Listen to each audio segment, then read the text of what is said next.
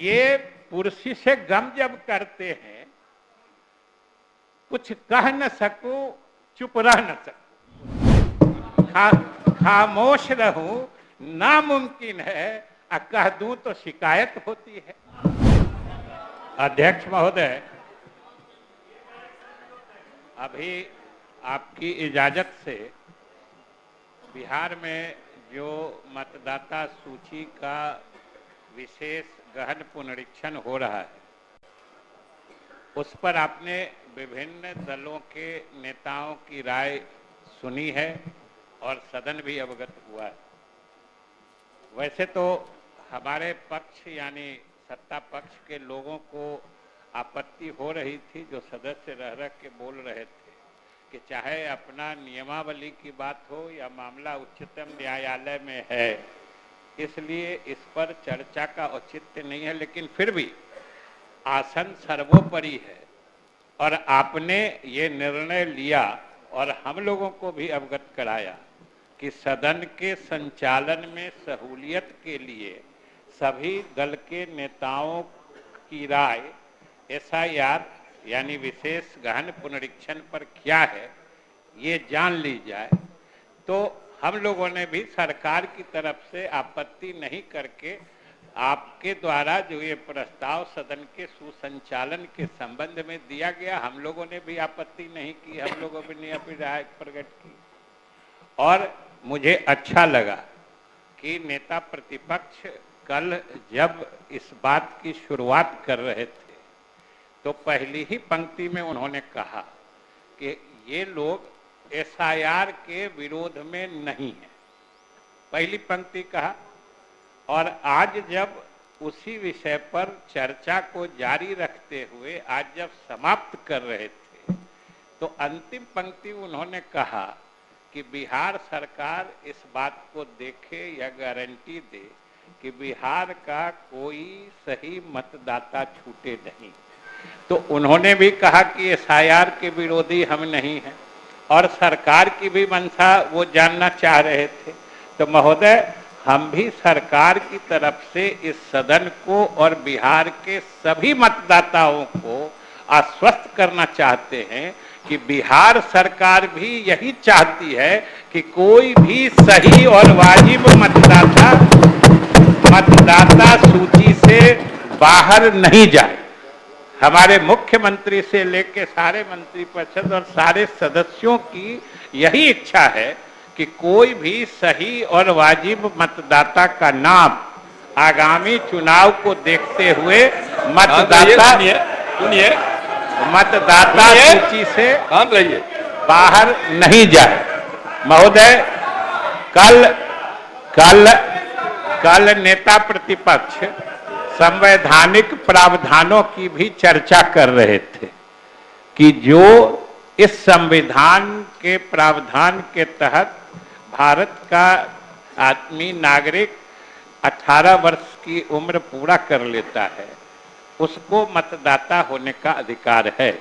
सही बात है, संविधान के अनुच्छेद 326 में स्पष्ट है कि जो 18 वर्ष की आयु पूरी कर लेता है और किसी न्यायालयीय आदेश से अगर वो बाधित नहीं है तो उसको मतदाता होने का अधिकार है। लेकिन वहां पर हम लोगों को एक चीज में गौर करना होगा, ये मतदान का जो अधिकार है और अन्य अधिकार जो है, जैसे हमारे मौलिक अधिकार हैं उसमें जो समता समानता का अधिकार है, जो अनुच्छेद 14 में सबसे प्रमुख अधिकार माना जाता है, इसमें संविधान ही थोड़ा शब्दों के हिसाब से फर्क करता है। उस फर्क को भी समझना चाहिए कि मौलिक अधिकार के जैसे इक्वलिटी का जो राइट है, समानता समता का अधिकार, वो किसी भी व्यक्ति के लिए है। संविधान कहता है एनी पर्सन, किसी व्यक्ति को कानून के नजर में फर्क नहीं किया जाएगा। लेकिन जिस प्रावधान का हवाला नेता प्रतिपक्ष भी कर रहे थे कि कौन आदमी मतदान करने का अधिकारी होगा, उसमें संविधान कहता है, किसी व्यक्ति के बारे में नहीं कहता है, उसमें किसी नागरिक की चर्चा करता है, एनी सिटीजन। मतलब हर व्यक्ति जो यहाँ रह रहा है वो मतदान का अधिकारी नहीं हो जाएगा। जिसको नागरिकता प्राप्त होती है वही मत हम उसी संविधान की बात कर रहे हैं। बैठ जाइए, सुन लीजिए ना, सबकी बात सुनी गई है, सुनना चाहिए। इसलिए महोदय, जो नेता प्रतिपक्ष ने कहा है वो हम लोग भी चाहते हैं कि बिहार का कोई सही नागरिक मतदाता सूची से बाहर नहीं रहे। और दूसरी बात सुनिएगा तब ना होगा। अरे सुन तो लीजिए ना पूरी बात, बैठ जाइए। आपकी बात सुनी गई है ना, दूसरे की बात सुनिए, बताइए। अध्यक्ष महोदय, दूसरी बात, अरे आप लोग जितना बात बोले हम सब बात को बोलेंगे, सुन लीजिए ना। दूसरी बात अध्यक्ष महोदय, जो गहन पुनरीक्षण की बात है, ये बात भी शुरू से संविधान प्रदत्त या जो लोक प्रतिनिधित्व कानून है, RP act, representation of people act है, जो 1950 से लागू है, उसके तहत भी उसकी विहित प्रक्रिया है कि हर चुनाव से पहले मतदाता सूची का पुनरीक्षण किया जाता है। हर चुनाव से पहले। और आप बीच में बोले, सुन लीजिए ना, ज्ञान वृद्धि करिए, सुनिए महोदय। और लगभग 20-25 साल बाद हर जगह यह जो हो रहा है एसआईआर, यानी विशेष गहन पुनरीक्षण, सामान्य पुनरीक्षण और विशेष गहन पुनरीक्षण में भी फर्क होता है। इसमें फर्क होता है महोदय,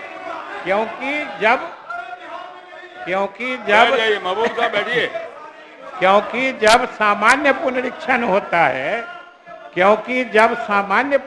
होता है, तो सिर्फ जिसमें दावे किए जाते हैं कि जैसे कोई 18 साल की उम्र पा लिया है या कोई मृत है, किसी का नाम इंक्लूड करने के लिए या बाहर करने के लिए जो दावा किया जाता है उसी का निष्पादन होता है।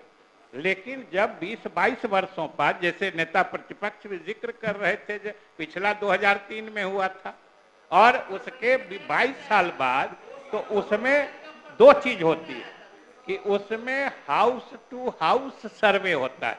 एक एक घर में जाके देखा जाता है, जो उस घर में जो मतदाता हैं उनकी वो सही में है कि नहीं है। और महोदय, नेता प्रतिपक्ष आज भी और हमारे नेतागण भी चर्चा कर रहे थे। देखिए, अरे हम वही कह रहे हैं, अरे बैठिए ना, आप बैठिए। आप महबूब जी, हम आपके इसी 1 महीने का बात कर रहे हैं। अरे 1 महीने का बात सुनिए ना अध्यक्ष महोदय। सबकी बात सुनी गई ना, आप ही सुनिए ना अध्यक्ष महोदय। हम तो सिर्फ ये बताना चाहते हैं कि 2003 में भी जो मतदाता गहन पुनरीक्षण हुआ था, उसमें भी जैसे इस बार किया गया है, जो हाउस लिस्टिंग का 1 महीना ही समय दिया गया था। हम डेट बता सकते हैं कि 15 जुलाई 2003 से 14 अगस्त 2003 यही घर शुमारी की तिथि थी। सिर्फ 1 महीना ही दिया गया था। और आप अभी अपने सरकार की बात कर रहे थे। हम सभी लोगों ने मिलके जाति आधारित गणना कराई थी, हम सब लोगों ने कराई थी, और आप सब लोगों ने तय किया था। लेकिन शायद आप भूल गए कि उसमें जो काम अभी इलेक्शन कमीशन ने 1 महीने में किया है, उसके लिए हम लोगों ने, और आप भी शामिल थे, कि सिर्फ 15 दिन में बिहार में हम लोगों ने घरशुमारी करा दी। ये हम ही लोगों ने कराया है महोदय, ये हम ही लोगों ने कराया है। हम डेट बता सकते हैं, 7 जनवरी 2023 से 21 जनवरी 2023 तक 15 दिन में हम लोग घर शुमारी यानी हाउस लिस्टिंग का काम, घर घर जाके सर्वे करने का काम महोदय सारे सदन ने मिलके 15 दिन में कराया था। और आज ये कमीशन ये कर रहा है। दूसरी बात, जो कमीशन अभी तक ने किया है वो तो बिल्कुल पारदर्शी तरीके से कर रहा है महोदय। और उसने जो बताया है आंकड़े, वो अब आप बताइए, कह रहे हैं कि अगर वो गड़बड़ किया है तो जितने मृत लोगों का नाम निकाला है 18 लाख, तो आपके हिसाब से क्या वो मृत लोगों का नाम रहने दिया जाए सूची में? आप ही बताइए, मृत लोगों का नाम सूची में रहने दिया जाए क्या? और जैसे बताया है कि कितने लोग यहाँ छोड़ के दूसरे जगह चले गए, अगर उनकी पहचान करता है तो आप क्या चाहते हैं कि कुछ लोग 2-3 जगह के मतदाता बने रहे? यह भी तो उचित नहीं है। तो इसलिए अगर ये काम वो कर, और महोदय अब तो 2 दिन की बात है, 26 जुलाई को वो तिथि हाउस लिस्टिंग का यानी फर्स्ट फेज जो है इलेक्शन कमीशन का वो खत्म हो रहा है। 1 अगस्त को ड्राफ्ट पब्लिकेशन होने जा रहा है। 1 अगस्त को जो सूची आएगी, और आपके हिसाब से महोदय 1 अगस्त से लेके 1 सितंबर तक 1 महीना का टाइम चुनाव आयोग दे रहा है। जो आपको जिस चीज पर आपत्ति है बता दीजिए कि उसमें कौन गलत है कौन सही है, आप बता दीजिए। और इलेक्शन कमीशन कह रहा है कि हम सारे राजनीतिक दलों की जो आपत्तियां आएंगी उनको बिल्कुल पारदर्शी तरीके से हम निष्पादित करेंगे। तो अब क्या आपत्ति है? आपको लगता है कोई छूट गया है तो उसका नाम दे दीजिए, वो आपको बता देगा जोड़ के जो हमने जोड़ दिया है। अगर कोई गलत है तो वो बता दीजिए, उसको कटवा देगा। तो इतना जब पारदर्शी तरीके से महोदय हो रहा है तो फिर अब बीच में तो रोकने का मतलब होगा, जहां डुप्लीकेशन है, कोई दूसरी जगह चले गए, कोई मृत हैं तो सबको दे दीजिए। और महोदय और अध्यक्ष महोदय, एक विशेष बात यह है कि अभी तक न इलेक्शन कमीशन ने न सरकार ने किसी ने कोई इस तरह की मंशा नहीं बताई है, तब इसको किसी खास समुदाय के तहत घुमा देने का, किसी खास समुदाय को इसके लक्ष्य पे जबरदस्ती डाल देने का ये क्या उचित है? और अगर महोदय ये मृत जो 18 लाख निकले हैं इसमें तो हर जात धर्म के लोग हैं, तो कहाँ इसमें कोई फर्क हो रहा है? जो नियम के तहत आते हैं चाहे किसी जात धर्म के हैं उसी पर तो कार्रवाई हो रही है महोदय। इसलिए अभी समय है, और आपको पता होना चाहिए कि लगभग 98% मतदाताओं का हिसाब हो चुका है। 90%, 95% ने तो फिर से आवेदन डाल दिया। अब आप बोलिए कि 95% लोगों ने दे दिया है, उसमें तो आप लोग भी शामिल हैं, तो अपने एप्लीकेशन डाल रहे हैं महोदय। ये लोग अपना एप्लीकेशन डाल रहे हैं, अब बाकी पता नहीं किसको कह रहे हैं कि ये बंद कराओ बंद कराओ। उधर बंद कराओ, इधर सब अपना रिन्यूअल करा लिए। यही ये देखिए महोदय, सब लोगों ने अपना डाल दिया।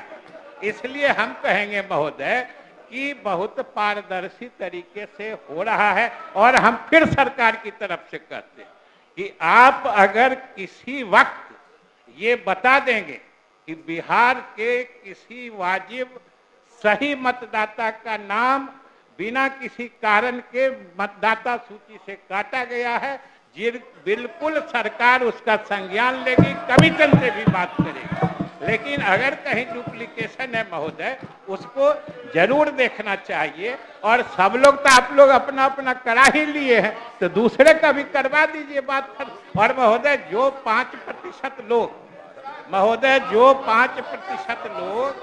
नहीं किए हैं उसकी भी सूची सारे दलों को उपलब्ध करा दी गई है। सारे आप प्रवासियों की सूची दे दीजिए ना, प्रवासी की सूची दे दीजिए, सरकार उसको देखेगी। आपको नहीं है महोदय तो ये 95% हो कैसे गया? कमीशन अभी तक सारी चीजों को देख रहा है। इसलिए महोदय अभी तक चुनाव आयोग की कोई कार्रवाई या कोई काम चुनाव आयोग ने ऐसा नहीं किया है जिससे उसकी मंशा पर सवाल उठाया जाए। इसलिए महोदय हम लोग तो यही चाहते हैं कि एक एक्सरसाइज अभ्यास हो रहा है, सारे लोग मिलकर सहयोग करिए, और कोई अगर गलत चीज है तो उसको सही करने में क्या दिक्कत है? और सरकार अगर सही कोई बात होगी तो निश्चित रूप से उसका संज्ञान लेके सरकार भी आवश्यक पहल करेगी। लेकिन बिना किसी कारण के, और अभी तो शकील साहब न जाने किस उत्तेजना में क्या क्या शेर पढ़ गए भाई। आप तो शेर पढ़ इतना पढ़ दिए कि आसन से 2 पंक्ति आ गई। तो महोदय हमको भी 2 पंक्ति याद आ रही है। बोल दीजिए, बोल दीजिए, बोल दीजिए। आपकी इजाजत हो तो हम सुना हाँ, दे। बोल ही दीजिए। महोदय, ये पुरुषी से गम जब करते हैं, कुछ कह न सकूं चुप रह न सकूं। ये पुरुषी से गम जब करते हैं, अभी बोल रहे थे, कुछ कह न सकूं चुप रह न सकूं, खामोश रहूं नामुमकिन है, इसीलिए हमको बोलना पड़ा। खामोश रहूं नामुमकिन है, और कह दूं तो शिकायत होती है। इसलिए महोदय, हम सारे सदन से अनुरोध करते हैं कि सब लोग मिलके ये जो एक अच्छा अभ्यास एक्सरसाइज चुनाव आयोग के द्वारा किया जा रहा है, ये नियमित होता आया है। और समय भी हमने बता दिया, बराबर आप टाइम फ्रेम कह रहे थे, जो आपने गोल, जहां 27 वर्षों के सफर में 17,000 से भी अधिक छात्रों ने डॉक्टर एवं इंजीनियर बनकर भरे सफलता की ऊंची उड़ान, जहां साधारण छात्र भी बिहार टॉपर्स बनकर बना रहे इतिहास। दूरदर्शी शिक्षाविद श्री बिपिन सिंह के मार्गदर्शन में मेडिकल एवं इंजीनियरिंग के लाखों छात्रों के लिए आशा की किरण के रूप में गोल, द रिजल्ट फैक्ट्री।